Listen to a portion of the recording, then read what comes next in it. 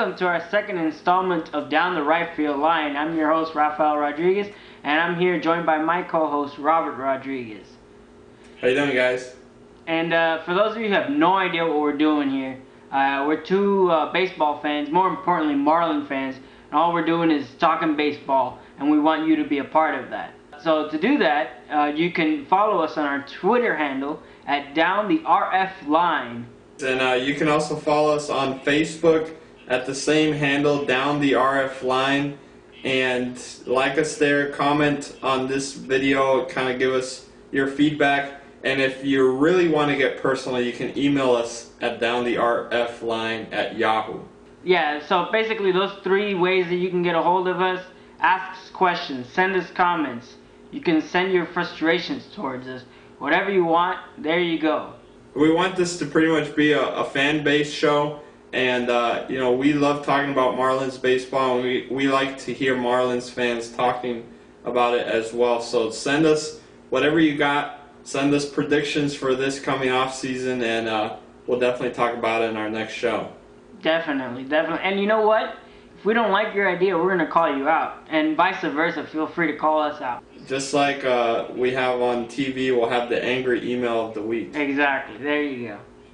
So this week, we're going to talk baseball in general, Major League Baseball, right? Unlike football and basketball, where they had this lockout because they couldn't agree on a bargaining agreement, we're going to go over a little baseball bargaining agreement. And within that agreement, some of the topics are the MLB draft, more specifically hard slotting. Robert, what exactly is hard slotting? Because I know a little bit about it, but I'm not exactly sure. The biggest thing preventing Major League Baseball from reaching this agreement is the draft. And in the draft, what's going on is every year Major League Baseball sends out slots, pretty much saying when you get drafted in different rounds, this is how much each draft pick should get paid. And right now it's kind of it's not really a standard. It's kind of an email that's sent out. The general, exactly. So when the general managers get this email, they pretty much set it aside. It's kind of like it doesn't really mean anything, but it's something that they implemented that nobody pays attention to. And right now, what's going on is a lot of these draft picks are getting drafted and getting paid these exorbitant high, contracts for not having performed at all. So, what Major League Baseball wants to institute is hard slotting, which means when you get drafted in the first round, this is how much you earn. You get drafted in the second round, this is how much you earn, and it's going to be non-negotiable. It's going to be a certain standard, and it's going to release a whole bunch of more money for small market teams to be able to spend.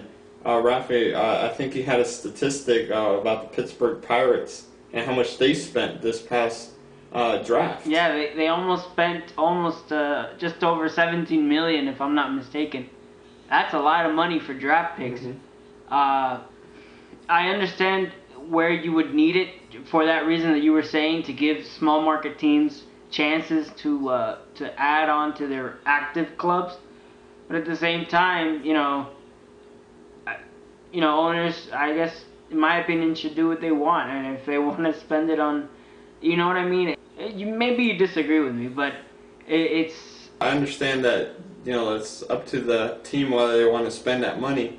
But in most cases, they'd rather not spend it on draft picks. They'd rather spend it like the Nationals did last year and spending it on getting some free agents and building a team around, so when that first-round draft pick, such as Bryce Harper, gets to the major leagues, he has an entire team to play with, as opposed to if you spend all your money on these draft picks, you can't go out and sign a guy like Jason Worth.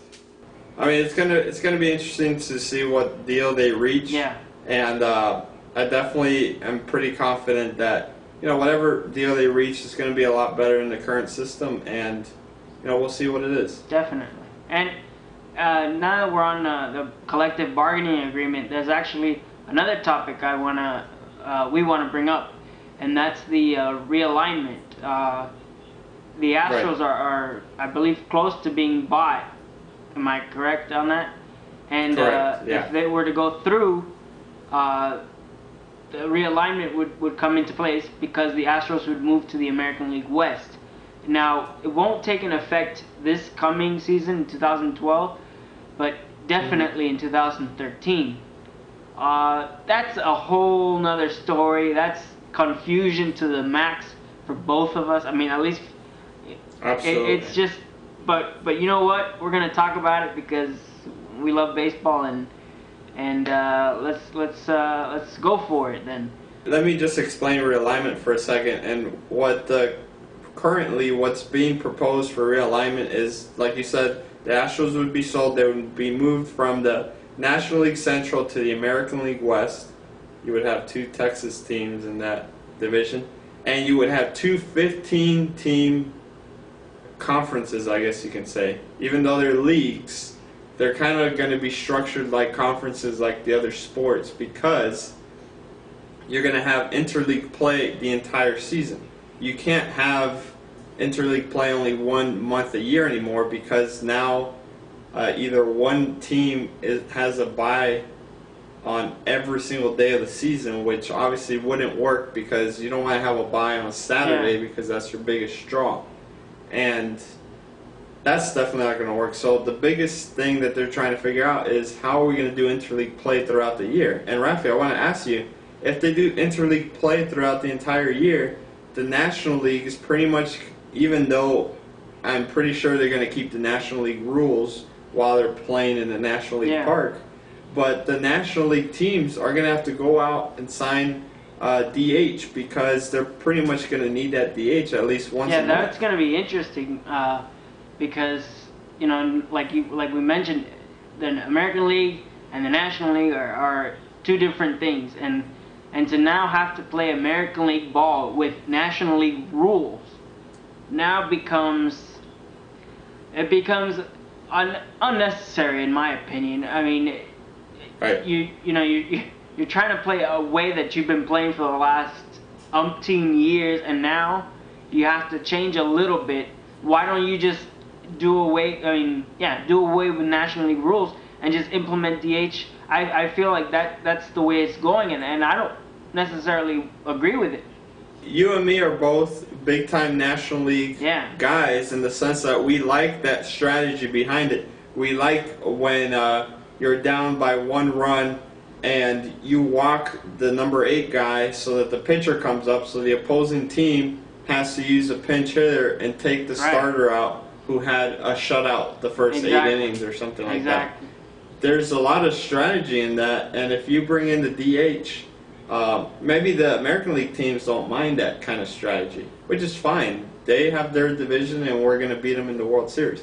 But National League people are very passionate about having their pitchers hit and playing the game with all 9 players on the field. So, you know, I'm with you. I wouldn't disagree with a DH being implemented completely. So that's another topic that we're definitely going to talk more about in the future as decisions get made. And once the final decision is, we are going to break the news to you guys and kind of break it down exactly what the deal was reached and what's going to go on with Major League Baseball and the changes. And now for our random video of the week, which we like to call the Make-Up for the Gold!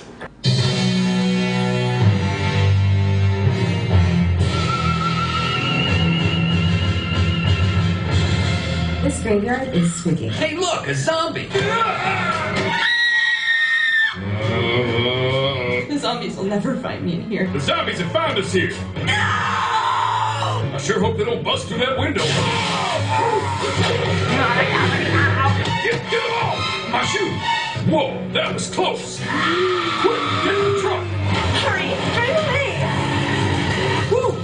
Safe at last! The truck is on fire! Oh, motherfucker! Oh my God! Where'd you? That was hilarious. Thanks, I'm the girl when yelling, you started right?